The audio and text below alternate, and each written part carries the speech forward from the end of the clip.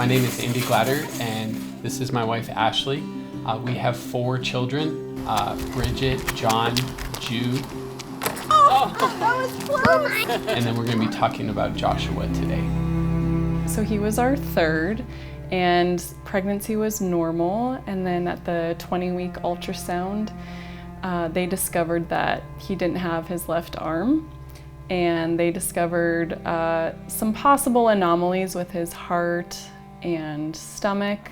Really didn't know what his outcome would be. They said I could miscarry, he could have significant special needs. We just really didn't know. During this time, we named him Joshua, who was one of the greatest warriors in the Bible. And that's kind of the mindset we wanted him to have, and how we fought for him and how he fought in his life. And there were so many health battles. At delivery, he had to be intubated so he could breathe. Then surgery on his intestines, discovering one of his eyeballs was missing. And I remember thinking, I need a verse for him. And that's when I came across Joshua 1:9, be strong and courageous, do not be afraid or discouraged, for the Lord your God will be with you wherever you go. And I thought, that's perfect. We're going to be strong and courageous, and whatever comes next. Then came weeks when he'd stop breathing time and again, and they'd have to do CPR. And then a CT scan revealed that his trachea narrowed down to the size of the tip of a pen. So more surgery. So while we were in the hospital, they gave us a bead for every procedure that Joshua had done. So it could have been an x-ray, a surgery, blood draw, blood transfusion, beads of courage they're called, and it kind of gives a good visual of what he went through in his short little life. I feel like it's more than most of us have had in a lifetime. After 2.5 months, 79 days in the hospital, we finally got to take him home, and it was such a relief. And we got him home on a Friday night, and he was fussy for a lot of the night, and I just laid with him.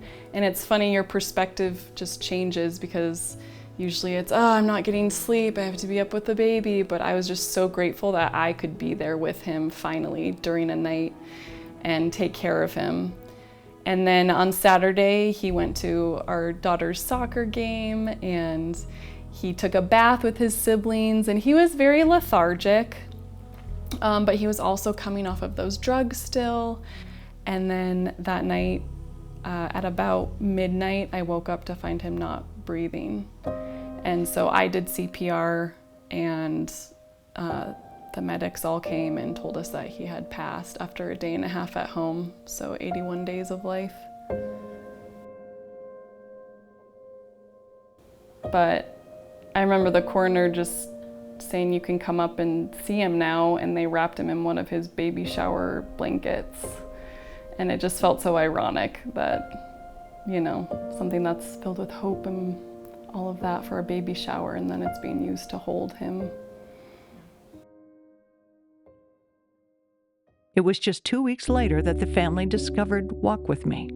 Yeah, I think being with Jamie and Andy, it just felt easy, and like we could just be real and tell our story. That's one thing I loved about them, is just they were raw and honest and real, and you didn't have to put on a happy face. When I would walk into the break room at work, I felt like the conversation shifted, or it was kind of a very lonely kind of place to be, and getting to connect with Walk With Me and being able to go to events for just dads and talk to dads that had very similar stories, and we could connect.